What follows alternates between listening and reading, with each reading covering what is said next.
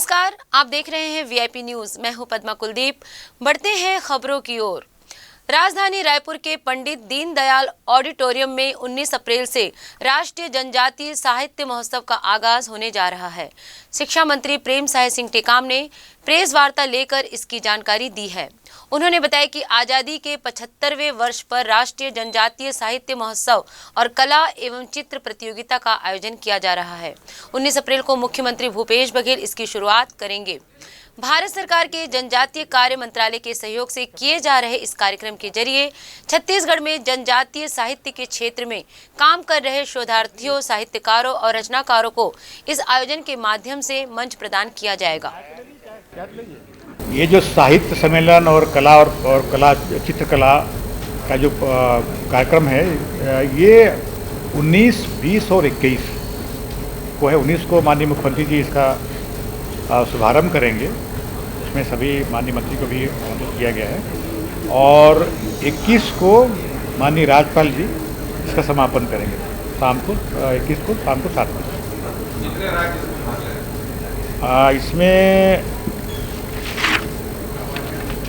इसमें जो भाग ले रहे हैं वो झारखंड, महाराष्ट्र, पश्चिम बंगाल, मेघालय, आंध्र प्रदेश, तेलंगाना, मध्य प्रदेश और कर्नाटक की अभी तक हम लोग की जानकारी आई कि रायगढ़ नगर निगम के अंतर्गत आने वाले सावित्री नगर क्षेत्र की सड़क बुरी तरह जर्जर हो चुकी है।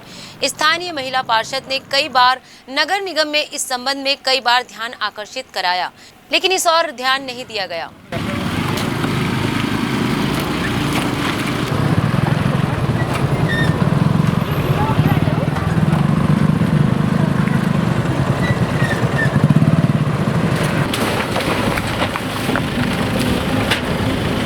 बहुत बड़ा धीरे धीरे धीरे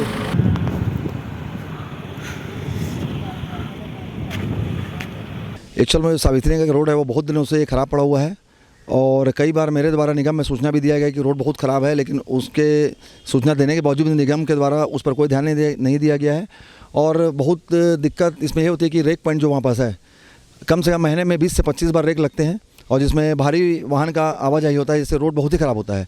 और रेक पॉइंट के सामने का जो रोड है, कई बार रेलवे को मेरे द्वारा बोला जा चुका है कि रोड को बनाया जाए, बहुत धूल उड़ता है बोल के, फिर भी लेकिन रेलवे का भी उसमें कोई ध्यान नहीं दिया जा रहा है। सतनाम चौक से जो है बेनी कुंज चौक तक जो है आप देखेंगे कि रोड में जो है बहुत ज़्यादा जो है गड्ढे हो गए हैं। अभी वर्तमान में अभी कुछ दिन पहले जो है लगातार जो है रेक पॉइंट में रेक लगने के कारण में जो है यह गड्ढे हुए हैं। ये जस्ट बगल में आपके पुल है और पुल में जाकर के देखेंगे पूरा गड्ढा है। आप रोड को देखिए, पूरा गड्ढा है। कई सारी गाड़ियों का एक्सीडेंट हुआ है। यहाँ पे इसी रोड पर जो है 2-3 कॉलोनियाँ हैं। प्रशासन से निवेदन है कि रोड को जल्द से जल्द जो है मरम्मत कराएं और तत्काल जो है इसको बनाएं, क्योंकि अभी कुछ दिन पहले ही जो है एक्सीडेंट हुआ जिसमें एक आदमी का जो है हाथ टूट गया है। जांजगीर कोतवाली क्षेत्र के नैला चौकी क्षेत्र स्थित जूना तालाब में महिला कांग्रेस नेता के पति की लाश तैरती मिली है। नैला चौकी के बगीचा पारा वार्ड नंबर 5 में रहने वाले शहजादा अली की पत्नी मुस्कान परवीन प्रदेश महिला कांग्रेस सचिव है। ये भी जानकारी मिली है, शहजादा अली नशे का आदी था। वे अक्सर नशे की हालत में आसपास घूमता पाया जाता था।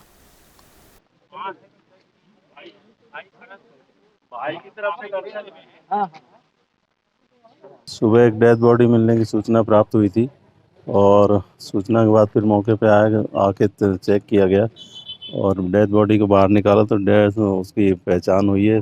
शहजादा खान, पिता मोहम्मद अली खान, 40 वर्ष, बगीचा पारा नैला ग्रुप में उनकी पहचान हुई है और शव को बाहर निकाल गया। परिवार लोगों को बुला लिया गया है। शव पंचनामा कार्रवाई की जा रही है। 10 साल पहले पंचायत एवं ग्रामीण विकास विभाग में उप अभियंता सिविल भर्ती के दौरान भारी अनियमितता और भ्रष्टाचार का मामला सामने आया है। पीड़ित द्वारा कोर्ट में परिवाद दायर किए जाने के बाद अब रायपुर के सिविल लाइन थाने में अज्ञात व्यक्ति के खिलाफ एफआईआर दर्ज कर ली गई है। दायर परिवाद में बताया गया है कि 275 पदों के लिए भर्ती का विज्ञापन दिया गया था, लेकिन कुल 383 लोगों को नियुक्ति दी गई है। इनमें बहुत से अपात्र लोग भी मौजूद हैं।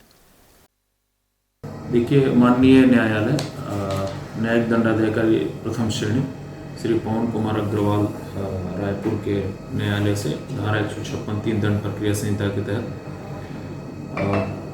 2011-12 में आरएस डिपार्टमेंट में उप अभियंता के पद पर भर्ती के संबंध में भर्ती से संबंधित अनियमितता या उसमें जो गड़बड़ी की गई है उसके संबंध में प्रथम सूचना पत्र दर्ज करने बाबत एक आदेश प्राप्त हुआ था। उस आदेश पत्र के आलोक में थाना सिविल लाइन में अज्ञात व्यक्तियों के विरुद्ध अपराध क्रमांक 225/22 धारा 420 468 भारतीय दंड विधान का कायम किया गया है।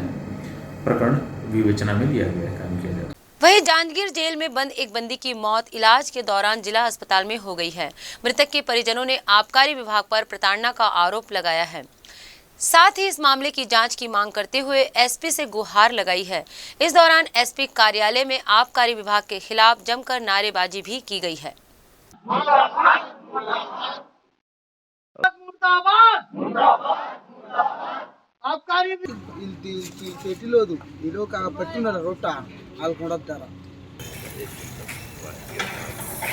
मुख्यमंत्री भूपेश बघेल ने आज रेडियो पर प्रसारित अपनी मासिक रेडियो वार्ता लोकवाणी की 28वीं कड़ी में प्रदेश वासियों को संबोधित करते हुए कहा कि हमारा नया बजट नए छत्तीसगढ़ के विकास की दिशा तय करने वाला है। प्रदेश की खुशहाली में जन भागीदारी की सर्वाधिक भूमिका रहे, प्रदेश की समृद्धि में प्रत्येक छत्तीसगढ़ वासी की भागीदारी रहे, ये हम सुनिश्चित करेंगे। सीएम भूपेश बघेल ने केंद्र के सामने छत्तीसगढ़ की लंबित राशि की मांग नहीं करने पर भाजपा सांसदों पर निशाना साधा। उन्होंने कहा कि केंद्र में भाजपा की सरकार है, इसलिए उनकी बोलती बंद है। हजारों करोड़ रुपए लंबित हैं, मगर भाजपा सांसद मुंह नहीं खोलते हैं। अगर ये पैसा छत्तीसगढ़ को मिलता तो राज्य हित में होता। देखिए, इनकी तो बोलती बंद है।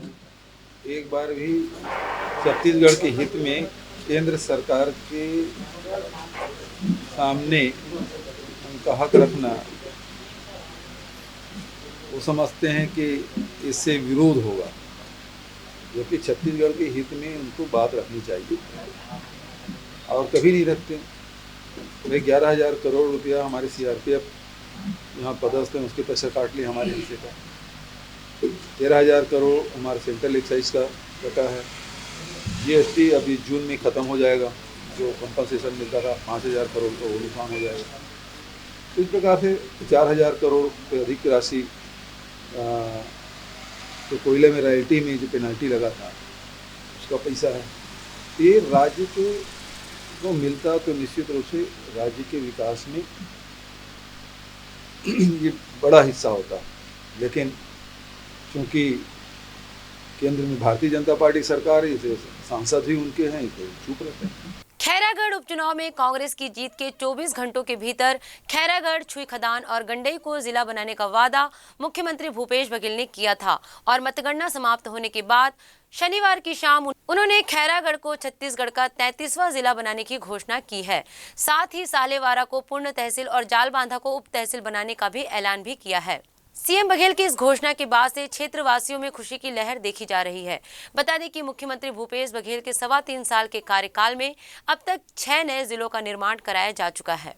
ये मंच से घोषणा कर रहा था, यशोदा जीते हैं और मैं कह रहे खैरागढ़ के जनता ये विधायक बनाओ 24 घंटा भीतर में, 24 घंटा भी पूरा नहीं हुए सर्टिफिकेट के बजे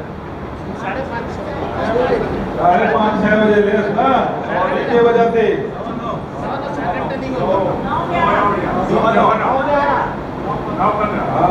3 घंटे के भीतर में खैरागढ़, छुई खदान, गंडई जिला बनाया के घोषणा करवाना।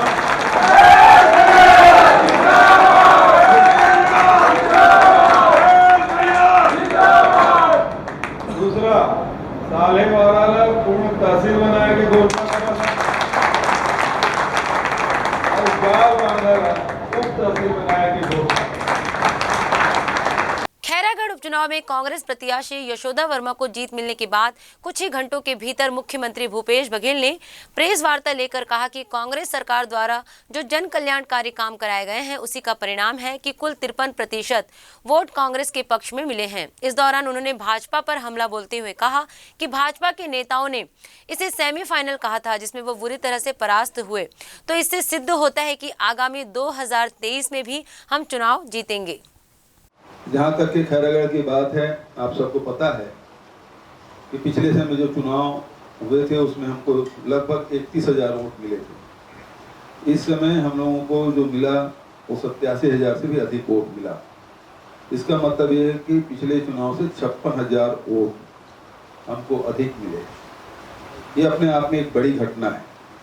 भारतीय जनता पार्टी पिछले समय 60,000 के आसपास, अभी 67,000। बचत 8 और प्रत्याशियों की सबकी जमानतें जब्त हुई। जनता ने स्पष्ट आदेश दिया है। छत्तीसगढ़ के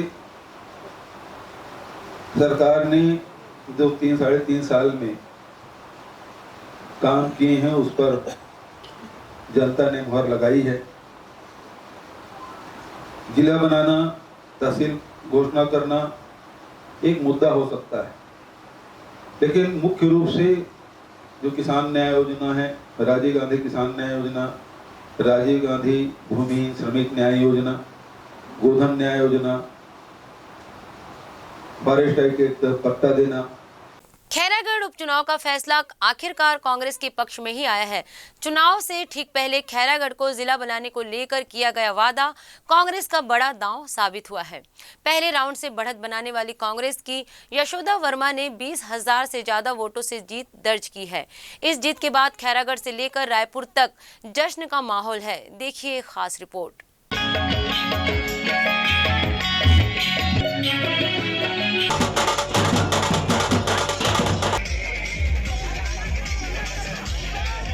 मतगणना की शुरुआत से ही भाजपा प्रत्याशी कोमल जंघेल मतगणना स्थल के अंदर ही बैठे बैठे सारा खेल देख रहे थे। जब 18 राउंड पूरे हो गए और उनको अपनी हार का पूरा यकीन हो गया, तब वे धीरे से बाहर आए और मीडिया के सामने अपनी हार स्वीकार कर ली। लगे हाथ उन्होंने सरकार के सिर पर कई गंभीर आरोप भी मढ़ दिए, तो वहीं मामले की रही सही कसर भी पूर्व सीएम डॉक्टर रमन सिंह ने ये कहकर पूरी कर दी कि ये जीत जिला बनाने की घोषणा का नतीजा है।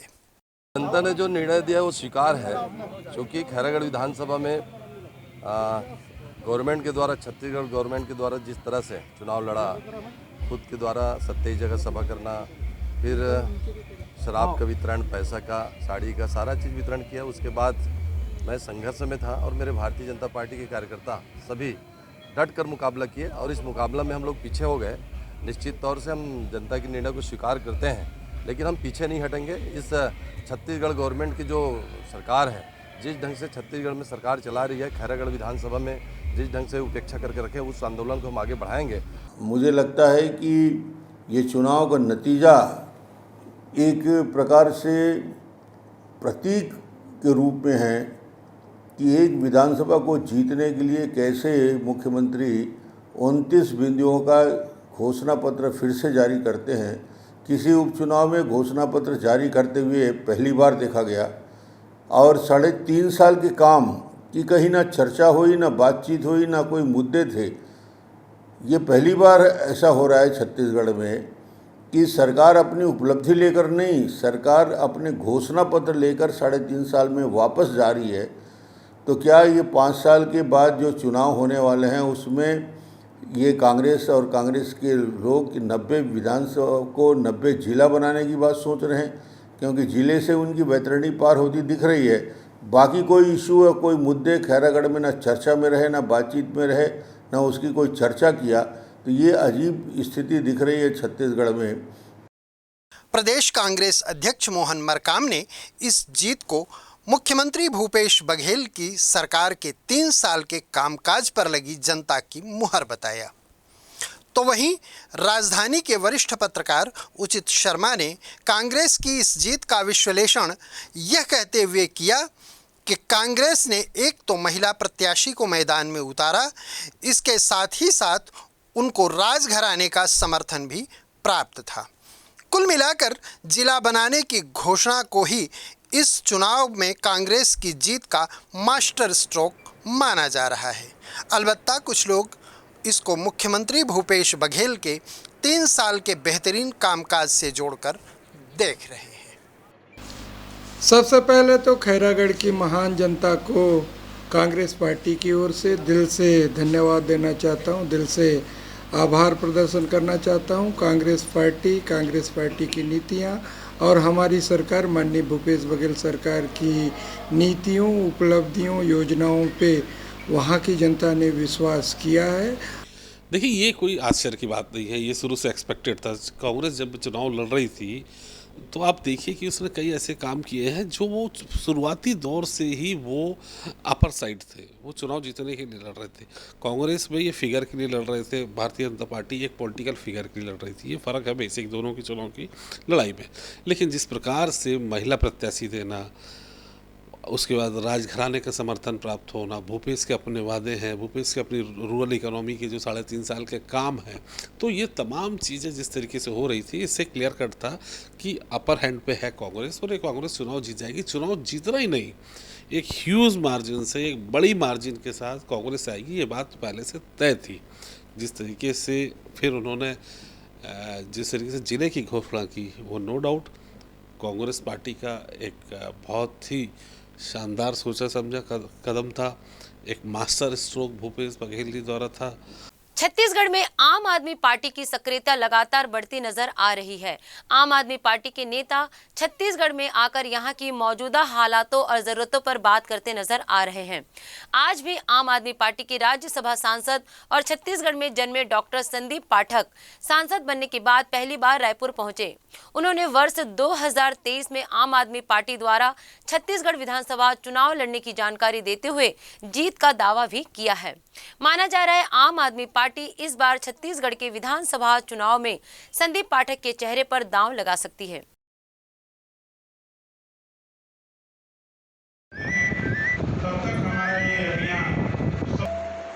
आइए वक्त हो चला एक छोटे से ब्रेक का।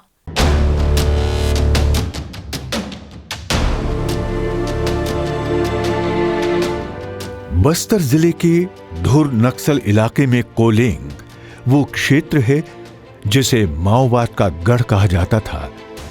कांगेर घाटी क्षेत्र में आने वाला ये सुदूर वनांचल विकास से कोसों दूर था। मुख्यमंत्री भूपेश बघेल की महत्वाकांक्षी योजनाओं के फलस्वरूप और जिले के सक्रिय जिलाधीश रजत बंसल और उनकी टीम के प्रयासों से अब कोलेंग क्षेत्र में पक्की सड़कें हैं। जिस गांव में आजादी के बाद से अंधेरा था, वहां संवेदनशील मुख्यमंत्री की पहल से बिजली पहुंच गई है। वनांचल वाले इस गांव में अब सर्व सुविधा युक्त स्कूल बन चुके हैं, जहां देश का भविष्य आकार ले रहा है। छत्तीसगढ़ सरकार के प्रयासों और संकल्प से बदल रहा है आमचो बस्तर, नई करवटें ले रहा है हमारा बस्तर। ब्रेक के बाद एक बार फिर आप सभी का स्वागत है। दुर्ग में शनिवार देर शाम शिवनाथ नदी में डूबने से एक युवक की मौत हो गई। युवक के नदी में डूबने की जानकारी डायल 112 और एसडीआरएफ की टीम को भी दी गई, लेकिन कुलदीप सिंह नाम के इस युवक को नहीं बचाया जा सका। बताया जा रहा है कि युवक राजस्थान का रहने वाला था।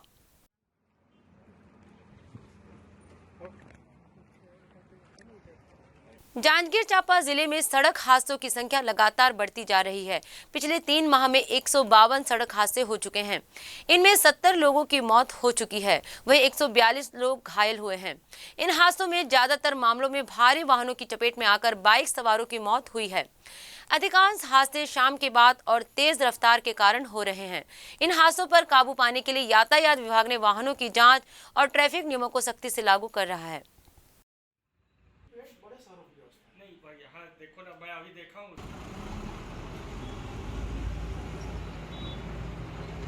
सड़क हादसों में कमी लाने के लिए यातायात पुलिस एवं जिला पुलिस के द्वारा लगातार प्रयास किया जा रहा है। सन 2021 में 1 जनवरी से लेकर 31 मार्च की स्थिति में 174 एक्सीडेंट हुए थे, जिनमें लगभग 105 लोगों की मृत्यु हुई थी। वहीं वर्ष 2022 में लगातार पुलिस के द्वारा जो प्रयास किए गए हैं उसके तहत एक्सीडेंट की संख्या में कमी आई है, साथ ही लोगों के मृत्यु के आंकड़े में भी कमी आई है। 152 प्रकरण इन 3 माह में पंजीबद्ध किए गए हैं, जिसमें 70 लोगों की मृत्यु हुई है। तो इस वर्ष हमने इन 3 माह के आलोच्य अवधि में 35 लोगों का जान सेव किया है। साथ में जो हादसों के मुख्य कारण हैं, इसमें शाम के 3 बजे से लेकर रात के 12 बजे तक का एक पीक पीरियड है जिसमें हमने अध्ययन करके पाया है कि इस समय एक्सीडेंट हो रहे हैं, तो लगातार इस समय ओवर स्पीड में चलने वाले वाहनों के ऊपर नियंत्रण की कार्रवाई की जा रही है, समझाइश दी जा रही है, कार्रवाई की जा रही है। विगत 3 माह में लगभग 31 ड्राइवरों के डीएल को जो ओवर स्पीड करते पाए गए हैं उसको आरटीओ में भेजा गया है ताकि उनके ऊपर कार्रवाई किया जा सके। गर्मी बढ़ते ही सरगुजा के जंगलों में आग लगने की घटनाएं लगातार बढ़ती ही जा रही है। इन आग पर काबू पाने की जिम्मेदारी जिन कर्मचारियों पर होती है वे ही हड़ताल पर बैठे हैं। इसके चलते भी आग लगने की घटना में बढ़ोतरी हुई है। इससे छोटे झाड़ के जंगल सहित जीव जंतुओं को भी काफी नुकसान हुआ है। अंबिकापुर शहर से लगे ऑक्सीजन पार्क बधियाचुआ के जंगलों में भी आग लगी हुई है। इससे आसपास के रहवासी डरे हुए हैं। वन विभाग से कोई मदद नहीं मिलने से ग्रामीण खुद ही आग बुझाने की कोशिश कर रहे हैं। पार्क वाला दिया था सूचना किसी को, तो आया था ओपीएस के पास, बुझा के चला गया।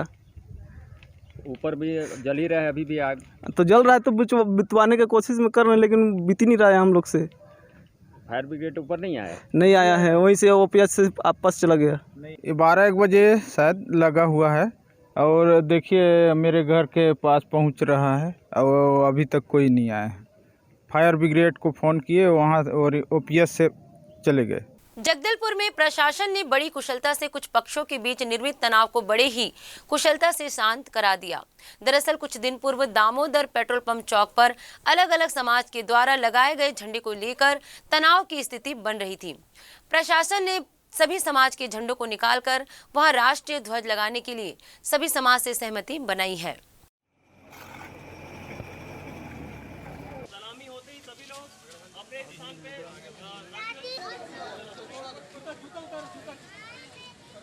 यहाँ पर निर्णय हुआ था कि इस चौक में जो पूर्व में मुस्लिम समाज है और उसके अलावा जैन समाज और हिंदू समाज के लोग अपना झंडा लगाए थे और उसको लेकर थोड़ा सा लोगों में उत्सुकता थी इसको कैसे किया जाएगा। तो उसमें निर्णय हुआ था कि 17 तारीख को सुबह सभी जो धार्मिक झंडे हैं वो आपस में अपने सहमति से निकाल लेंगे और इसके जगह पे सौहार्दपूर्ण और शहर की जैसे संस्कृति रही है पहले से उसको ध्यान में रखते हुए यहाँ पर एक प्रशासन की तरफ से तिरंगा झंडा लगाया जाएगा। तो वो विधिवत आज सुबह 7 बजे से कार्रवाई प्रारंभ हुई और लगभग 10 बजे तक ये कार्य पूरा हो गया। और ये बहुत अच्छी बात है, हमारे जगदलपुर की जो विरासत है 250 साल पुराना हमारा जगदलपुर शहर है, उसमें अभी तक इस प्रकार किसी भेदभाव टाइप का कभी बात नहीं आई थी और सब लोग एकता के साथ रहते रहे, उसकी मिसाल है।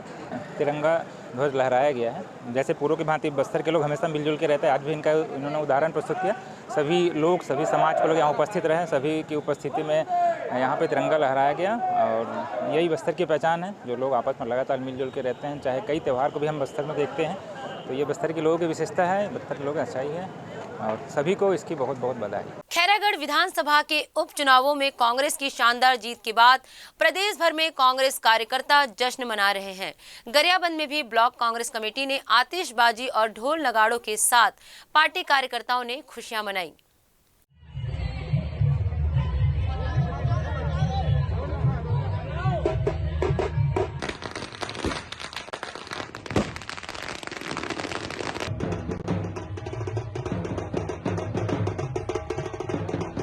निश्चित रूप से छत्तीसगढ़ में जो खैरागढ़ में विधानसभा जो जीत मिली है वो भूपेश भैया के कामों को लेकर जीत मिली है और निश्चित रूप से खैरागढ़ की जनता को बहुत बहुत धन्यवाद, उनका आभार कि उन्होंने सही समय पे सही फैसला लिया है। आज हनुमान जी की जयंती है और ये बता दिया कि खैरागढ़ के लोगों ने कि नफरत की राजनीति छत्तीसगढ़ में नहीं चलने वाली है, इसीलिए खैरागढ़ की जनता ने आज यहाँ पर फैसला दिया है और कांग्रेस की पार्टी को, भूपेश भैया के कामों को छत्तीसगढ़ ने कांग्रेस पार्टी ने मोहर लगाया है, वहां की जनता ने मोहर लगाया है। निश्चित रूप से आने वाले विधानसभा चुनाव में 90 की विधानसभा सीटों की जीत की तैयारी चल रही है। रायगढ़ में गुरु तेग बहादुर के 400वें प्रकाश पर्व पर भव्य नगर कीर्तन निकाला गया। इसमें सबसे आगे पंज प्यारे चल रहे थे। इस दौरान कृपाण, लाठिया, चक्र आदि शास्त्रों का प्रदर्शन करते चल रहे थे। गतका दल ने हैरत अंगेज करतब से लोगों को रोमांचित कर दिया। फूलों से सुसज्जित वाहन में गुरु ग्रंथ साहिब के वाहन के आगे सेवादार झाड़ू लगाते हुए और पानी का छिड़काव करते चल रहे थे।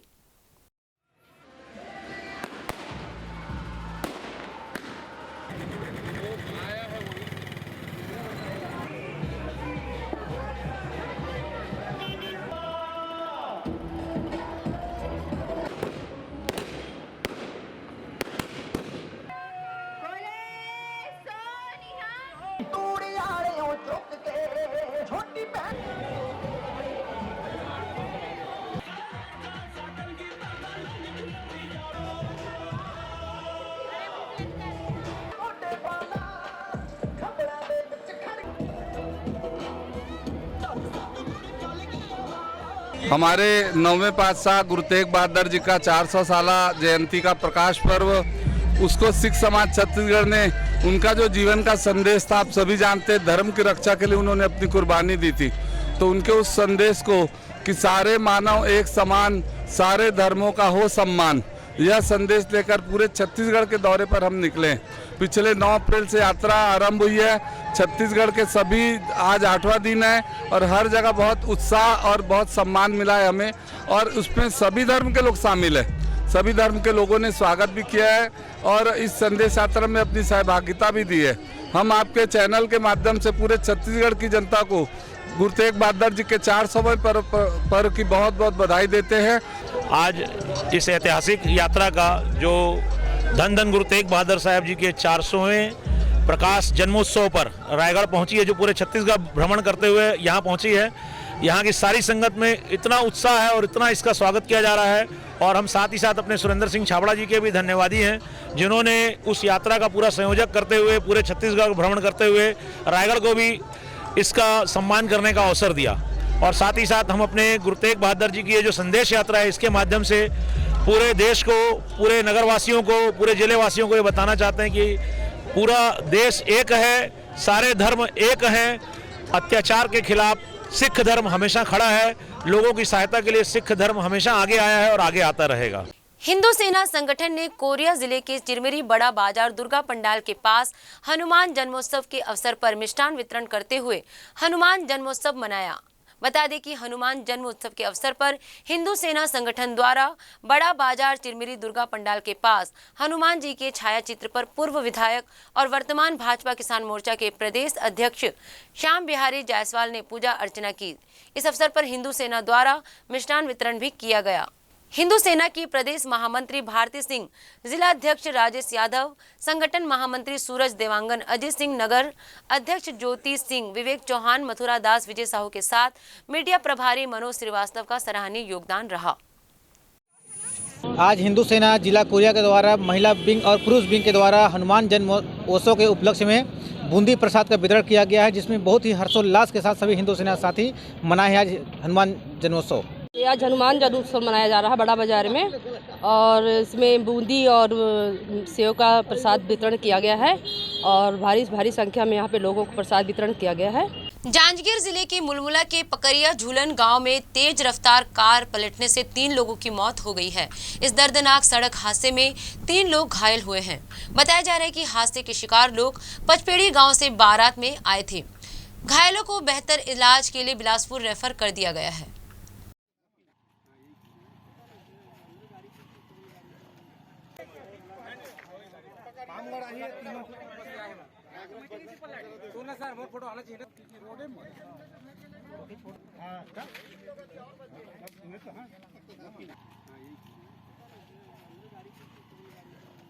इस बुलेटिन में फिलहाल इतना ही। देखते रहिए VIP न्यूज़। नमस्कार।